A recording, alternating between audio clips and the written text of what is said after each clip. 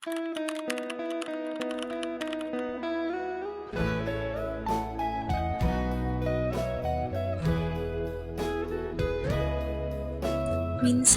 naiisip ko, napakaingay ng mundo, napakabilis. We're always running after something. Grades, careers, success, the future. We are so busy trying to get there that we forget how to be here. Have you ever woke up feeling tired already? Ang titingin ka sa kisame at tatanungin mo ang sarili, para saan nga ba lahat ng to? Is this all there is to life? Ang magmadali araw-araw. Hi, I'm Ashi.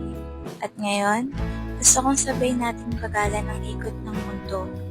Let's take a pause and talk about what it truly means to flourish. Not just survive, but to actually bloom. Welcome to my space.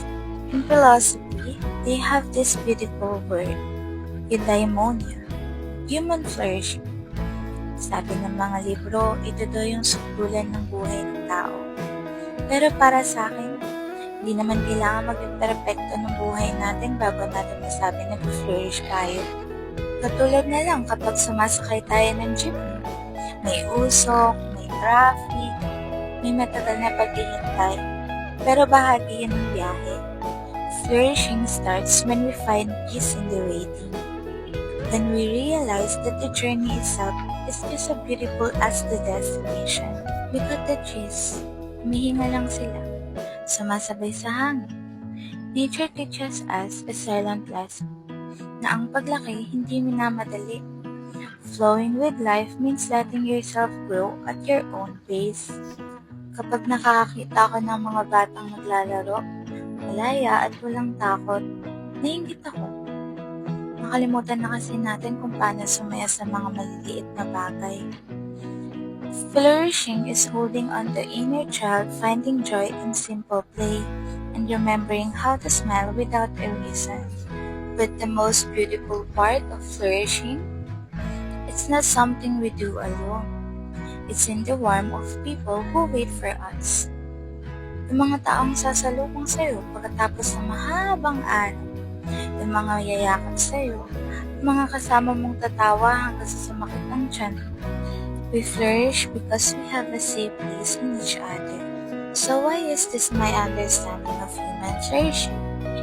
Because life is chaotic, but flourishing is finding that quiet, steady heartbeat in the middle of all the noise. If you ask me kung nandun na ba ako, honestly, hindi ko alam. Marami pa akong takot.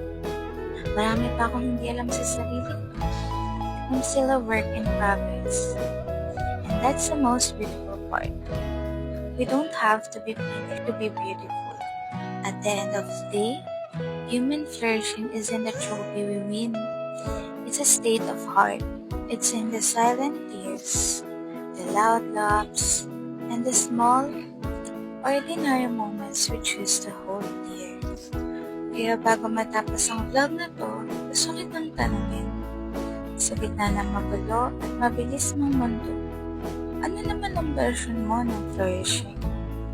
I challenge you to pause today, look around, feel your heart beat, and define what a good life means to you.